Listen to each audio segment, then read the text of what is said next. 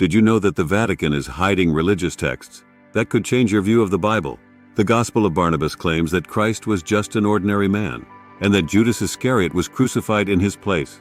Can you imagine Jesus as hot-tempered and misogynistic? That's exactly how he is described in the apocryphal text of Apostle Thomas. Did you know that the content of the Bible varies among believers of different Christian denominations? Protestants recognize only 66 holy books, while Catholics acknowledge 73. However, there are religious texts that the Vatican would prefer to forget. These texts are called apocrypha, and the reason is that the stories in them differ significantly from the traditional versions. Could millions of people take Jesus' teaching seriously if he were portrayed as hot-tempered, selfish, and misogynistic? This is exactly how the Apostle Thomas describes him. In the Gospel of Barnabas, it is said that Christ was an ordinary man and not the Son of God. During the Last Supper, he supposedly jumped out of a window and fled, leaving Judas Iscariot to be crucified in his place. This is hardly an exemplary figure to follow. However, compared to some Old Testament texts, even these apocrypha seem minor. For example, in the book of Enoch, it is stated that angels were fleshly beings. The first space flights took place before our era, and God was a being from another world. Why, despite these incredible revelations, could the apocryphal book of Enoch still be truthful?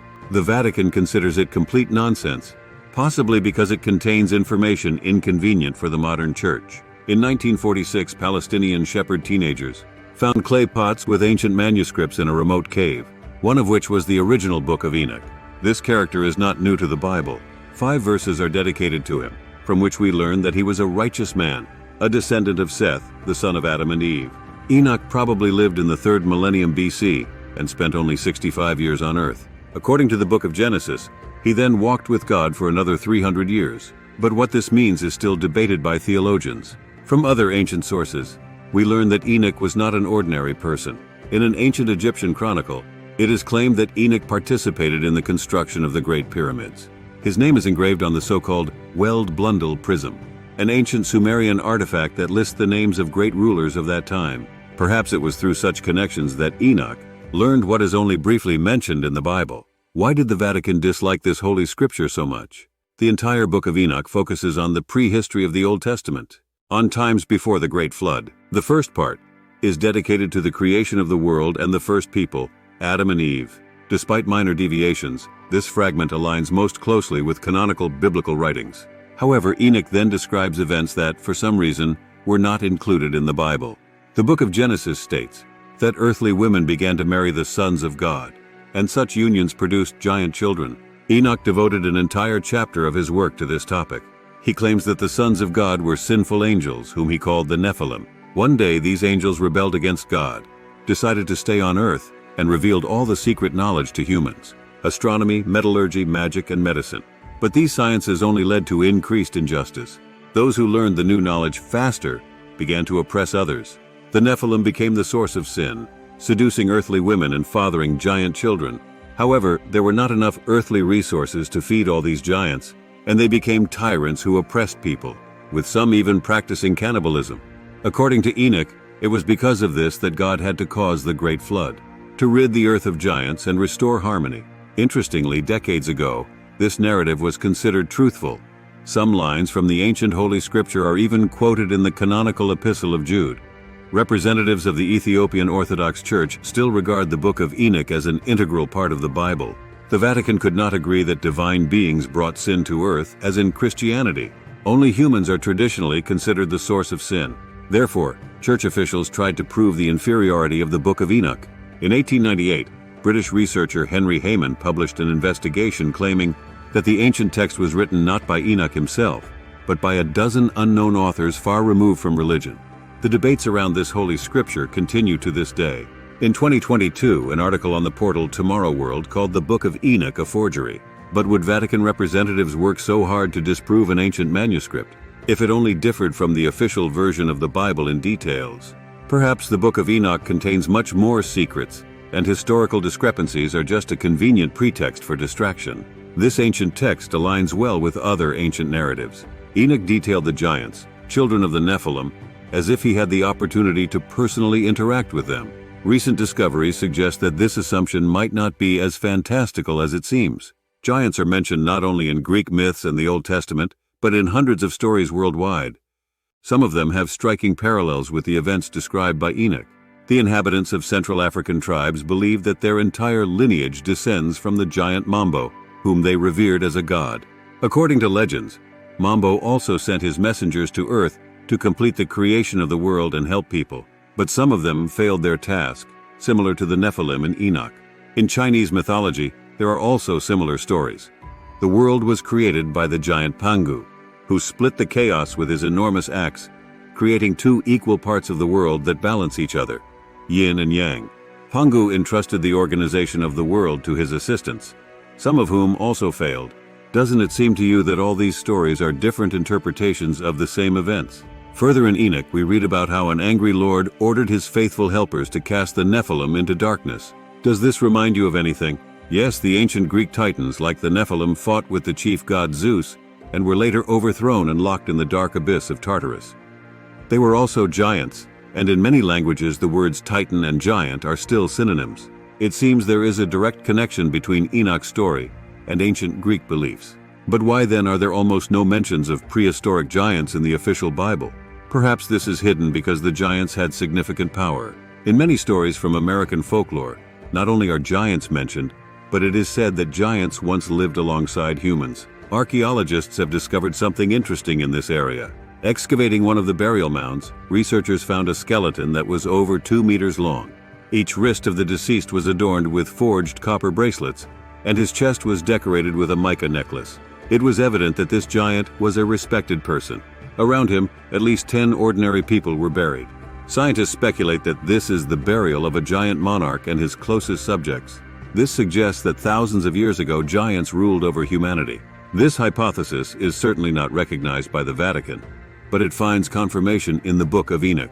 Despite all of God's prohibitions, people honored the giants, the children of the Nephilim, because they were half divine. Some researchers suggest that some of the giants managed to survive the Great Flood, and people once again appointed them as rulers. Perhaps this is what the Vatican has been hiding from us for many centuries. The author of the Book of Enoch said that the Nephilim might not have been sinful angels, but extraterrestrials. This seems fantastical, but Enoch described incredibly accurate facts about the structure of the universe. According to the Bible, Enoch was one of the first people on Earth, and it would logically be assumed that humanity at that time knew nothing about celestial bodies. However, in his book, Enoch detailed astronomical facts. One chapter is called Heavenly Luminaries, where the author explains that the sun and moon pass through certain gates. He knew that the Earth's satellite shines only with reflected sunlight, and described the various phases of the moon. Enoch understood that the Earth is a sphere and that it revolves around the sun. We are accustomed to thinking that Nicholas Copernicus and Galileo Galilei first spoke about this only in the 15th century. Moreover, Enoch described characteristics by which stars can be classified, by weight, light, and distance from Earth. Modern astronomers use similar methods for classifying stars. Some pages of the book provide exact calculations that fully correspond to modern observations. Enoch developed a system for determining the positions of the sun and moon on any day of the year, which is still relevant today.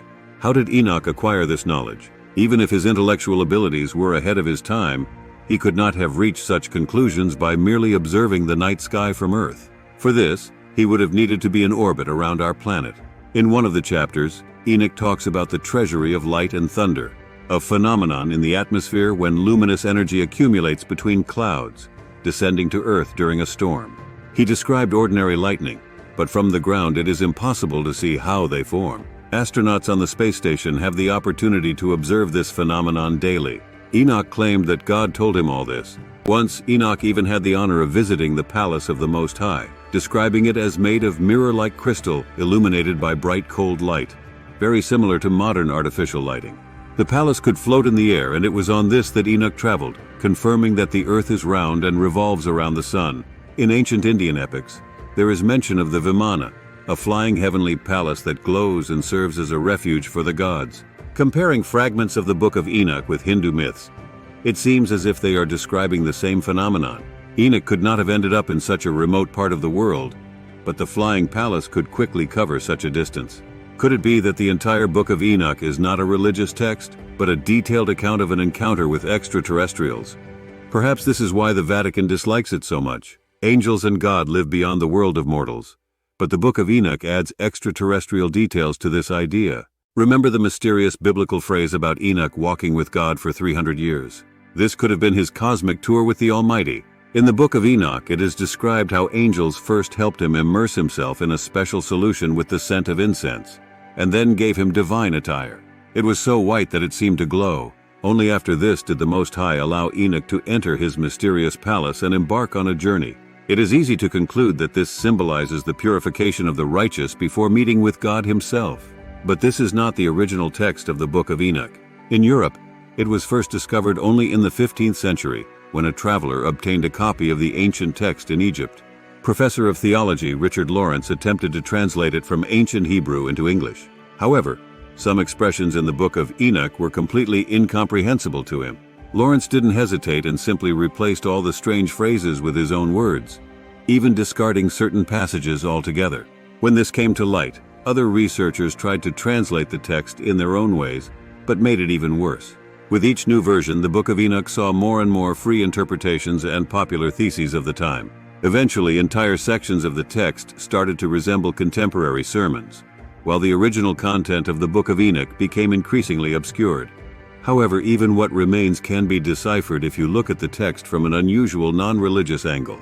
Imagine you live in a pre-Christian era, and suddenly extraterrestrials decide to visit you. How would you describe such a visit? You wouldn't be able to say that the spaceship was made of plastic, for example, if you had never seen such a material before. More likely, you would try to describe all the events using simple and understandable metaphors or mythical images. But that's exactly what Enoch did. He described the incredible events that happened to him as best he could. The religious context appeared in the text much later due to various interpretations by numerous translators. As a result, alien astronauts turned into angels and cherubim. Their captains became archangels, and the supreme commander became the Lord. LED lights became cold fire. Heat-resistant finishing panels turned into mirror-like crystal, and spaceships became flying palaces. In this case, the scene where angels wash Enoch with incense and dress him in white garments becomes mandatory disinfection of a human upon arrival on board and dressing him in a spacesuit. Even modern spacesuits are indeed pure white. This perfectly aligns with Enoch's knowledge of various celestial bodies. It seems that the alien angels gave him a whole tour with a lecture, from which the ancient author did not understand everything, and wrote down what he could. However, one question remains unresolved. We are used to thinking that aliens should be a completely different form of life, intelligent reptilians or giant talking rocks. So why does Enoch describe the sinful angel aliens as humanoid beings? How did he manage to interact with them at all? In 1984, British astrophysicist Fred Hoyle published a book, Evolution from Space, in which he first suggested that life could have originated outside of Earth. This extraterrestrial civilization evolved to the point where it was ready to colonize other habitable planets. According to Hoyle, this is how humanity arose. In other words, humans are not a new form of life but existed outside our planet before. In this case, we are simply a lost branch of some extraterrestrial civilization in space. Even if the specific climate and millions of years of evolution changed our appearance, some resemblance to our cosmic ancestors remained. Perhaps that's why Enoch called the sinful angels humanoid, not human. They looked like us, but a bit different. This theory could also explain the Nephilim's contact with our women. After all, if we all descended from a common ancestor, Earthlings could well have had children with aliens. After all, our DNA contains traces of Neanderthal genes, meaning mixed marriages between human species are not fantasy but reality. Perhaps when we send signals into space, we are trying to establish contact, not with another form of life, but with our distant relatives. Understandably, both the Vatican and serious historians attribute all this to Enoch's vivid imagination or deliberate forgery. But additional evidence of the truthfulness of the Book of Enoch exists. In the 1970s, American astronomer Carl Sagan drew attention to the unusual myths of the Dogon people, who live in western Sudan. The imagery in some stories was very different from those typical for this region. The Aborigines even claimed that not long ago they were visited by a real god who revealed some secrets of the universe. It might seem like ordinary fantasies of a primitive people. However, it turned out that in the early 1930s, a European traveler found his way to this area. And since the Dogon had never seen such people before, they mistook him for a supernatural being. As for the secrets of the universe, the traveler, apparently for fun, tried to recount to the tribe members the plot of a popular book about Sirius.